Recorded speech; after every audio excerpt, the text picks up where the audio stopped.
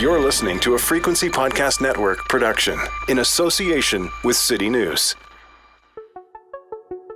It was just a week ago that the future of British Columbia's NDP, and by extension the future of the province's government, was at a true crossroads. The NDP leadership campaign pitted a longtime party stalwart against an outsider, a challenger backed by thousands of new members who were demanding the party act quickly and decisively on climate issues. It seemed like a reckoning was at hand. And then it didn't. Anjali Appadurai disqualified from the BC NDP leadership race, and some of those new members now questioning their future with the party. David Eby is the new NDP leader. He will be BC's next premier. No vote, no decision, just a disqualification. So what happened here? What were the two contenders fighting over? And why was Anjali Appadurai disqualified? What will she do now, along with her supporters, who are obviously very unhappy and could pose a serious problem to the NDP's status quo? And what will Eby face? First, as the new leader of a divided party, but more importantly, as the premier of a province on the front lines of Canada's climate crisis. I'm Jordan Heath Rawlings. This is The Big Story. Arno Kopecky is a BC-based environmental journalist and author. He has been covering the NDP leadership race for Canada's National Observer. Hey, Arno. Hi, Jordan. Maybe we could start with this, just because the rest of the country needs it explained. Why was the BC NDP having a leadership race, and what's at stake right now for the government there? Sure. I'll try to paint this in brief, broad strokes, and then we can fill in the gaps, maybe. So in June, John Horgan, the Premier of BC, announced that he was stepping down following a battle with cancer, throat cancer, which he emerged from victorious, but I think weakened. And as soon as he made that decision, a few people thought about it, but in the end, David Eby was the only sitting member of the NDP caucus here in BC who threw his hat into the ring. And David Eby is and will not much longer be the Attorney General and Housing Minister of BC. And he looked like he was going to be cruising to a coronation with about 85% caucus supporting him, until at the 11th hour, a 32-year-old climate activist and campaigner named Anjali Appadurai threw her hat into the ring to also run for the leadership of the NDP, which would have made her the Premier of BC had she won. And so that, her stepping into that vacuum set into motion a train wreck of spectacular proportions, which most British Columbians, or many, certainly watched with all kinds of bated breath. And I really saw it as a collision of two narratives, both of which had a lot of truth to them. Maybe explain those two narratives, because that is kind of at the heart of this battle here. And then we'll get into the whole train wreck. But yeah, just first, about those two candidates, what was the big difference in vision between them? Because that's at the core of this. It is. So let me spell these two narratives out as I see them. The first one went something like this. Look, BC has arguably the most progressive provincial government in this country, which is a rare and precious commodity at a time of surging right-wing sentiment. We've got Pierre Poilievre in charge of the federal Conservatives. Next door to BC, we have Danielle Smith running Alberta now. Doug Ford is in Ontario. And here in BC, we have a government that does not deny climate change or fight the carbon tax tooth and nail or say vaguely racist things on a regular basis. We have a pretty good government. And David Eby, who is a younger and more progressive version of John Horgan, was just going to push the party further in that direction until a 32-year-old climate activist who has never held office in her life launches this insurgent leadership campaign and illegally recruits thousands of new members, according to this narrative. And had she won, she would have just really burned the party down in the name of trying to improve it, because she had such radical proposals that she was going to impose on the party, basically. And that would have just guaranteed a BC Liberal government in 2024. It's important to remember here that the BC Liberals are our version of Conservatives, despite the name. Right. So that was the first, that's the David Eby narrative and those who support him. And I think the party establishment saw things that way. But the other narrative, Jordan, goes like this. The BC NDP's progressive credentials really end where their environmental policy begins. There has been a huge and growing rift between our government here and the environmental movement.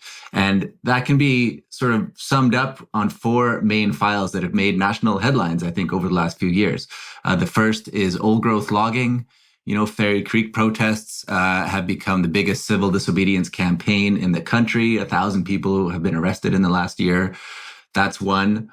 The next one is ongoing subsidies for oil and gas, represented by the Coastal GasLink pipeline, which is an enormous natural gas pipeline that would send liquid LNG to all over the world. That's going on. That listeners may recall right before the pandemic, there were national protests against that too. And so Anjali Appadurai has promised to cancel that. There's the Trans Mountain bitumen pipeline, sending bitumen to Vancouver here where I live as soon as it gets finished. And lastly, there is this mega dam, the Site C hydroelectric dam, which is also just an environmental boondoggle and has run roughshod over First Nations interests. So these are four huge files that just represent a huge amount of betrayal for the environmental movement by the BC NDP at a time when BC is on the front lines of climate change. We have been just hammered in the last year and a half alone. There was a heat dome that killed hundreds of people. There was the atmospheric rivers that ripped our infrastructure to shreds and displaced tens of thousands of people and cost about $9 billion. And then this fall, we had late season wildfire smoke shrouding Vancouver on the eve of Anjali Appadurai's disqualification. So all of these things basically indicate that Anjali Appadurai was not some lunatic trying to melt the party down. She represented a voice of reason in a wilderness of, basically climate indifference, and that the BC NDP really needed to listen to her voice. So those are the two narratives, and it's pretty easy to see them as centrist versus challenger. Appadurai was a late addition to this race up until the final week or so when the train wreck we'll talk about occurred. How was the race looking? Did we have any idea of what the polls would say and who was ahead? Yeah, so about 2 weeks ago, the parties seemed to start panicking and launching all these accusations of basically cheating and malfeasance against Appadurai, and rumors started abounding that she had generated thousands of new memberships. And remember, leadership campaigns are not really the most democratic affairs. It's really just how many people can you sign up to the party to vote for you in the actual election. So it's an inter-party thing. Pierre Poilievre demonstrated it very well. He flooded the party with new memberships and took over the Conservative Party. Danielle Smith did something similar in Alberta. And then so we had a mirror image version of that here in BC. And it became pretty clear about 2 weeks ago that Appadurai had really caught the party with their pants down. And she had totally out-organized David Eby and generated thousands of votes and was actually, to a lot of people's shock, on the brink of winning this thing and becoming the next premier of BC. So what happened? They disqualified her for cheating, is the short answer. So David Eby's campaign actually issued some formal complaints to the Electoral Commission. The BC NDP has its own electoral commissioner. And Eby's campaign said, look, Appadurai's campaign has broken this rule and this rule and this rule. And the electoral commissioner looked into it and found, yes, she has. And on Wednesday of last week, they announced, yep, Anjali Appadurai, you have been disqualified from this. And we can get into the nitty gritty. If I can put it into bigger terms or simple terms, in 2017, when John Horgan took office, he overhauled the rules of these leadership campaigns and said there can be no more collaboration between third parties like unions or NGOs or any group and a leadership candidate. There has to be a strict firewall separating church and state here, basically. And Appadurai's campaign he arguably did really collaborate with one environmental group in particular named Dogwood, which is well known in BC. They're an environmental advocacy group, and they really did collaborate. It's hard to say that they did not. What was unfortunate about this was that it really looked like the BC NDP was looking for a reason to disqualify, and then they found it. And there are differing camps on whether she cheated. Does everybody bend the rules a little bit? And is there discretion on which rules you enforce and which you don't? Yeah, we could get into that. First, maybe can you explain practically, what she did? You just said it's hard to deny that she collaborated with this third-party group, Dogwood. Why is it hard to deny? Like, what actually happened? Dogwood's campaign manager is a woman named Alexandra Woodsworth. I spoke to her, and she doesn't deny that she's the campaign manager for Dogwood. And it's important for context here that Dogwood really went out of its way and actively was recruiting people to sign up for the NDP. What they weren't doing was telling them who to vote for directly. They said, sign up for the NDP and vote who you like. Vote for who you want. However, Alexandra Woodsworth was also helping Anjali Appadurai's campaign to write campaign literature for their leadership race. That is one of the big examples of ways that the Dogwood senior leadership was collaborating and working really directly with the Appadurai campaign. And when I asked her if this didn't actually represent, an admission of guilt, Woodsworth, like Appadurai, both of them said, no, these rules changed as we went along, and it wasn't until the leadership race was almost over that we were told this kind of thing is illegal. But I don't think that really holds water. If you look at the rules that were put into place in 2017, it does really look as though that it was pretty clear and that these new stringent rules separating that church and state were in place. And it's hard to get around that.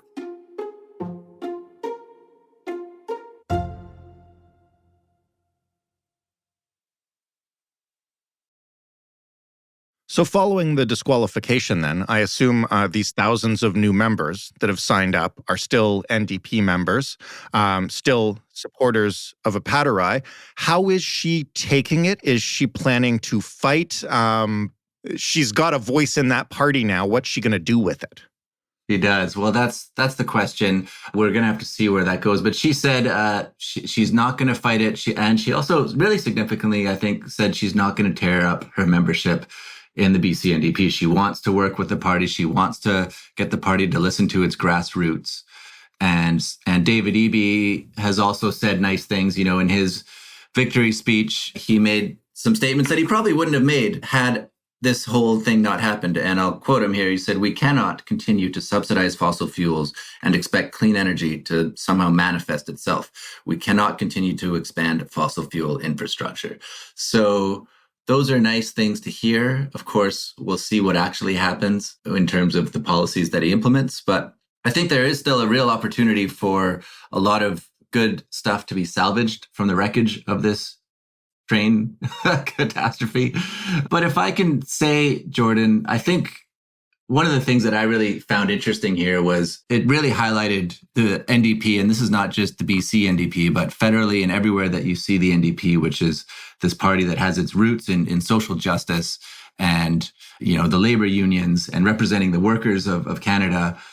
They're trying to be this progressive party. And nowadays, progressive also includes environmental policy. But we are a country, as well as in BC, where the workers and the work and the labor is generally in industries that are bad for the environment. So how do you represent those workers and be progressive on the environment at the same time? And that is the bind that I think everybody finds themselves in, both Appadurai and David Eby. David Eby himself is an activist. He came up as a lawyer representing marginalized communities in Vancouver's downtown east side. He was the executive director of the BC Civil Liberties Association. By almost any measure, he's a pretty radical, social justice-oriented fellow, but he has never had much to say about environmental issues. And so Appadurai is stepping in here, and she's almost I kind of think of it as she's sort of trying to appeal to a demographic that doesn't quite exist yet, which is the workers of a clean industrial society, which is what we're trying to get towards, but we're not there. And it's this really sticky thing. And so, the David Ebys of the world are saying, well, okay, incrementalism, we got to move gradually or else, society won't be with us. And Appadurai and her movement is saying, listen, we are at the 11th hour of a global existential crisis that is coming down hard, and nobody knows it better than BC. And we got the time. There's no time to be incremental. We have to take big risks. And her campaign represented that big risk. I'm really glad you're sticking to that contradiction, because you touched on this a few minutes ago. But out here in the rest of Canada, specifically conservative-run provinces, the idea of watching a race to be premier in which the traditional voice of the NDP is roundly criticized for not being active enough on climate is kind of mind-blowing. And it's really interesting to think of where our politics will be going in the future, maybe if only by necessity as this gets worse. And considering how parties like the NDP and maybe even to a lesser extent the Liberals will have to walk that line of appealing to workers, but also taking the kind of action that will cost them votes, frankly, if they don't. Yes, I think, this question of incrementalism and how far can we push. I spoke to a man named Eric Denhoff, who was the former minister or deputy minister of Aboriginal Affairs here in BC. And he described it as, a battle between incrementalism and let's do it now. And he put the fault not at the NDP's feet, but really at all of us who were involved in this struggle in one way or another for not convincing the public of the urgency of this moment. And I include myself in that as a journalist who writes about these things. I have a lot of sympathy for politicians who really want to get serious on climate change, but need to win the votes of an electorate that has proven over and over again that it's only going to do so much. I mean, just look at how much traction Pierre Poilievre is getting as a result of high gas prices. I mean, you raise the price of gas 10 or 20 cents a liter, and it's hard not to get a little bit cynical about the public reaction that creates. These high gas prices have overthrown governments all over the world. So that presents a real problem. And it's a problem for people like me who are trying to convince the public of the urgency of this climate crisis. And it's a problem for people like Appadurai, and it's a problem for people like David Eby, because as climate catastrophes mount and cost ever more billions of dollars, to say nothing of, human lives and displacement, it's not just an abstract issue. And there's no clear way forward on this. But that's, I think we just saw that play out in real time in this really dramatic leadership race in BC that really captivated a lot of this province. I don't know how far it reverberated beyond, but it struck me as the mirror image of what's been going on in federal conservative politics. And I think you see this, it's the root cause of it is this ecological crisis that is just reverberating throughout our society and causing all of these weird political murmurs and hiccups and eruptions. And this was one of them. I want to ask about what's next for British Columbia and specifically for Eby. It seems from what you've described that there's perhaps not as big a rift in the party over this as there could have been. So maybe leaving that part out for the moment. What's he walking into here? Obviously, climate is a huge priority. Do we have any idea what kinds of decisions are going to have to be made? How soon, I guess, will we find out if all that nice stuff he just said after Appadurai conceded the disqualification was just words or whether there's action behind it? Well, he said in 100 days he's going to announce his policies. I'm sort of optimistic by nature. It's not always backed up by the facts, but I do think there's a lot of room for this rift to be mended to some extent. David Eby's not an idiot. Nobody's ever accused him of that or of being politically naive. So I think he sees both the political opportunity of bringing Appadurai and her movement in. Let's not forget she raised, we don't know the numbers yet, but it's clearly many, many thousands of new members So there's a lot of win available for him there if he can convince them that he's their guy. And in order to do that, he would have to, at a minimum, I think, BC still offers the oil and gas industry a lot of subsidies. So I think that can be cut. And I think there's a lot of room to really advance clean energy projects with funding and, basically transferring those subsidies over and throwing some real money at clean energy and retrofitting homes, all the things that we've heard about that need to happen for clean energy. I don't think we're going to see David Eby cancel the Coastal GasLink pipeline. I don't think we're going to see him cancel the Site C mega dam. I don't think we're going to see him cancel or take on Trans Mountain Pipeline. He'll probably accelerate the end of old growth logging because I think that's a direction the province genuinely, the NDP wants to move in naturally. But those huge, big ticket outright cancellations, it's just not on the table. He's said as much earlier throughout that he's going to be a continuation of John Horgan in many ways and John Horgan's policies. And the NDP is just so susceptible to these accusations of being awful economic managers that you can just imagine the script would write itself for the opposition if David Eby canceled a couple of these projects that would actually put the government, tens of billions of dollars into debt at a time when BC, like the rest of the country, has a healthcare crisis with not enough doctors. We have a housing crisis. We have an opioid crisis.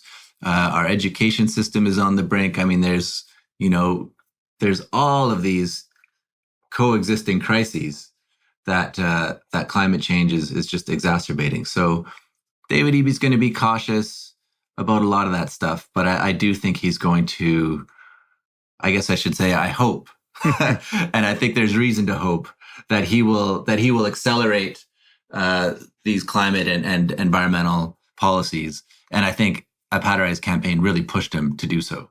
Last question then about the flip side of the dynamic you mentioned earlier, in which Eby would see Appadurai winning and handing the next election to the BC Liberals. You mentioned the next elections in 2024. I don't know much about BC politics. I know that not long ago, the Green Party was a significant force in forming government in BC. Could this happen the other way around, in which Eby does not pick up the kind of torch of climate activism that's been given to him, and this pushes the NDP into a place where they are outflanked by the Greens on the other side? Well, we're entering into a realm of rampant speculation, Jordan, but that's what politics is about lately. Right. So, yeah, and listen, in 2017, it was the NDP tied with the Liberals for votes, and then the BC Greens got 3 seats, which was the balance of power, and they threw their weight behind the NDP. So that's okay. I wasn't imagining it. No, you were not imagining it. You were quite correct. And they had this coalition between the Greens and the NDP, which was a very hopeful sign. And so the environmental movement thought, hooray, and John Horgan made the director of the Sierra Club our environment minister, George Heyman. And so all these wonderful things were happening. But then in 2020, John Horgan threw them under the bus and sort of betrayed the Greens. And that's when all of this bad blood really, really began. So whether or not Appadurai's betrayal now gives all of this power back to the Greens and they get a couple more seats in government, I mean, there is a long ways to go. The BC NDP, I forget the exact numbers, but they have a commanding majority. The BC Greens, God bless them, I love them, but they have 2 seats in the House right now. It needs to be a lot closer than this if they're going to be a factor. That's what I'm trying to say, yes. I just don't see it happening, but you never know. In these days, nobody really saw Appadurai mounting the challenge that she did. And she really impressed everyone. And I think it's a testament to her organizational skills and also to the urgency that there is a real massive climate contingency in this province. And people really are worried. And she really tapped into that. And I, whatever, I should also clarify, I no part of me thinks that the Appadurai campaign and Dogwood, that they were scheming to cheat. They genuinely saw themselves as organizing in the way that all movements do, and indeed in the way that the NDP, which arose as a muckraking sort of social movement seeking political office, that's the image that Appadurai and her campaign made themselves in it. And so where that movement goes from here is going to be a real question that only time can tell. So stay tuned. Let's talk in 100 days when Eby announces his new policies. Maybe we'll do that. It's always fascinating to explore a kind of fight for the soul of a political party, particularly one in the middle of forming government. So thank you. Thank you, Jordan. It was really great to talk to you as always. Arno Kopecky, covering the NDP leadership race for Canada's National Observer. That was the big story. If you'll recall, a couple of weeks ago on this program, we spoke about Toronto's municipal election.